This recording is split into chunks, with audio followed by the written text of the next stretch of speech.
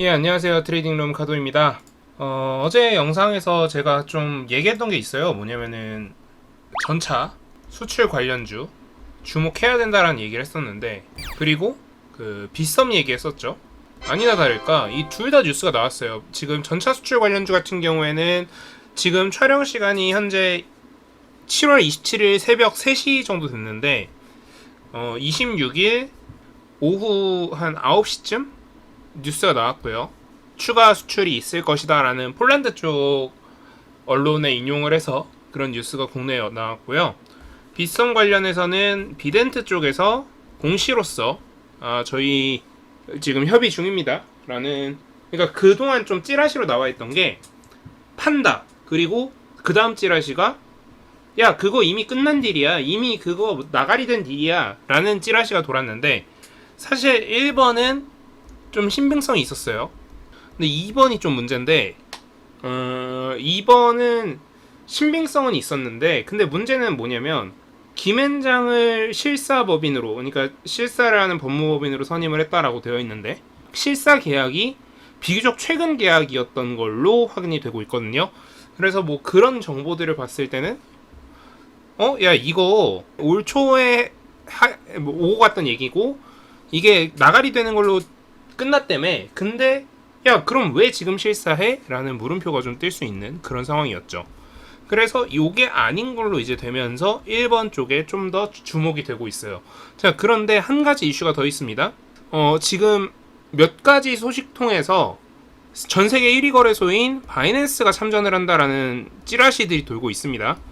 바이낸스가 그 몇몇 법무법인이랑 접촉을 했다라는 찌라시가 있는데, 뭐 이게 사실인지 여부는 아직 확인이 안 되고 있고요. 그래서 이 부분은 좀 이번 영상에서 다루지는 않을 거지만 뭐 이런 부분들이 있다라는 것 정도만 알고 계시면 될 것 같아요. 어쨌든 이 전차 수출 관련주들은 좀 주목하실 필요가 있다 정도로만 이해를 하시면 될 것 같습니다. 자, 그리고 이번 주에 좀 중요한 이슈들이 있습니다. 일단 당장 주택 판매에 관련된 지표는 나왔고, 그리고 소비자 신뢰 지수가 좀 낮게 나왔죠. 그래서 이런 것들로 봤을 때 오늘 나스닥 지수는 소폭 내려갈 것 같다 정도로 이해하시면 될 것 같고요. 이게 중요한 게 아니라, 그러니까 이번 주에 목요일 날짜로, 그러니까 한국 시간으로 목요일 날짜로 FOMC가 있습니다. 목요일 전까지는 결국 좀 방향성을 잡지 않고 아웃사이더의 랩처럼 방향감을 상실한 채 길을 잃은 지수들 정도로 이해를 하시면 될 것 같아요. 그래서 방향감 없이 아주 휘청휘청하는 시장을 보실 수 있을 것 같고요. 그래서 여러분들은 좀 어떻게 매매를 하셔야 될 것 같냐? 좀 단타성 위주로 매매를 하시되, 하지만 어쨌든 지금 지수 반등했던 거에 대해서 아직 토해내지는 않고 있거든요. 지수 반등했던 거에 대해서는 지금 토해내지 않고 있기 때문에 어쨌든 지수 상승폭들에 대해서는 좀 여전히 좀 지켜보실 필요가 있다 정도로 살펴보시면 될 것 같습니다. 한 가지 좀 우려스러운 건 하나 더 있어요. 뭐냐면은 지금 천연가스가 다시 오늘 급등을 했었습니다. 슈팅이 나오면서 9.4불 정도 터치를 했었는데, 9.4불이 어디냐? 9.4불이라고 하면 좀 아리까리하죠. 9.4불은 직전 고점이 9.6불이니까 거의 그 근처입니다. 너무 많이 올라갈 뻔한 거죠. 그래서 이게 좀 조정이 될 필요가 있습니다. 자, 그럼 이게 왜 올라갔느냐? 러시아 쪽에서 좀 공급을 줄인다라는 이야기를 계속 돌리고 있어요. 자, 러시아는 의도적으로 지금 유가와 가스 가격을 통제하기 위해서, 그러니까 유가와 가스 가격을 통제하기 위해서 의도적으로 공급을 줄인다라는 형태의 멘트들을 계속 날리고 있어요. 이런 상태에서 이런 멘션들이 계속 날아가고 있는데, 이런 상태에서 우리가 어떻게 대응을 해야 될까? 유가는 실질적으로 상승을 하는데 제한이 될 겁니다. 당연한 거예요. 왜냐면 유가가 지금 추가 상승하면 누구만 좋아요? 러시아만 좋아요. 근데 전 세계 경제의 패권은 누가 쥐고 있다? 미국이 쥐고 있다.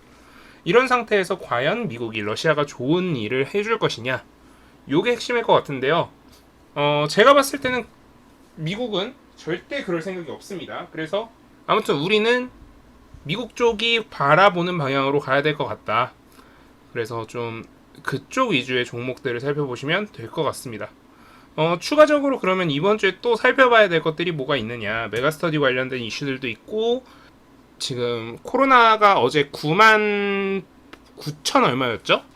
오늘은 10만이 넘을 것이 거의 확실시 되고 있는데 코로나 관련 테마주들 치료제 쪽을 좀 많이 살펴보셔야 될 것 같고요. 특히 대원제약 쪽에서 제조했던 의약품들이 함량 미달됐다라는 이야기들이 돌고 있어요. 이거는 약 안에 있던 어떤 특정 케미컬, 이게 산소랑 반응해서 산화 반응이 일어나서 줄어들었다라는 건데, 실제로 만약에 제조 과정에서 문제가 된 거라면은 대규모 리콜이 불가피할 거라서, 대규모 리콜이 일어난다면 당연히 주가가 크게 떨어져야 될 것 같고요. 그렇다면은 다른 쪽 치료제 쪽 좀 많이 올라갈 가능성이 높습니다. 그리고 폴란드 전차 수출 관련해 가지고 방산주 내일 주목하셔야 될 게 당연할 거고, 그리고 여러분들이 보시는 거 기준으로 오늘이겠죠. 그래서 방산주들이 만약에 올라왔다, 혹은 충분히 올라가지 않고 좀 거래량만 터지면서 올라갈 준비를 하고 있다 하면 좀 주목하실 필요가 있고요. 그리고 좀 더 살펴보셨으면 좋겠다라고 하는 것들은 코인 관련주들은 조금 살펴보셨으면 좋겠습니다. 단순하게 그냥 코인 거래소가 매각되는 거 이슈로 코인 쪽을 살펴보라고 하는 거냐? 그렇진 않아요. 지금 이더리움이 이제 그 합병, 그러니까 이더리움 쪽에서 merge라고 하죠. 그러니까 이더리움의 합병, 병합, 이런 이슈들이 있어요. 그래서 그 이슈 관련해 가지고 코인 쪽에서 호재들이 좀 예정되어 있는 것들이 있기 때문에 이것들은 좀 살펴보실 필요가 있으니까, 이런 것들은 좀 여러분들이 기다리실 수 있는 이벤트니까 조금 시장 흐름에 몸을 맡기더라도 이런 애들은 좀 살펴보고 계실 필요가 있다 정도로 이해를 해주시면 될 것 같습니다. 더 많은 자료들이 있겠죠. 여러분들이 살펴보실 수 있고 살펴보셔야 되는 자료들은. 그런데 좀 큰 굵직굵직한 사건들만 살펴보면 이렇고요. 만약에 여기서 제가 한 테마를 굳이 사야 된다, 혹은 뭐 두 테마를 사야 된다 라고 하면 우선순위 1번은 당연히 전차 관련주, 그리고 2번은 아마 저는 치료제 관련주, 3번 진단키트, 4번 정도의 이제 코인 관련주들이 들어갈 것 같고요. 놀랍게도 이 4개는 전부 다 어제자 영상에서 다뤘던 이야기들이라는 거.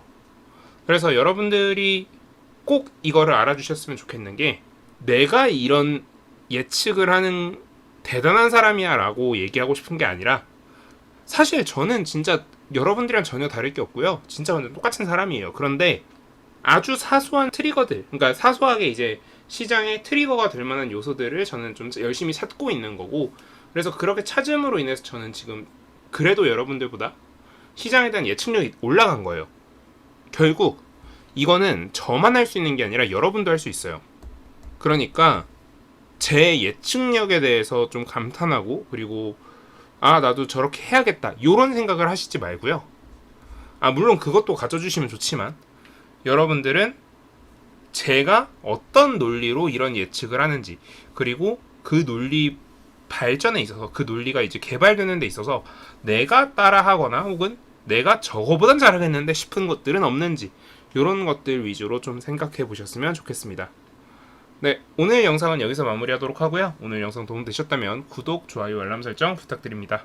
감사합니다. 지금까지 트레이딩룸의 카도였습니다.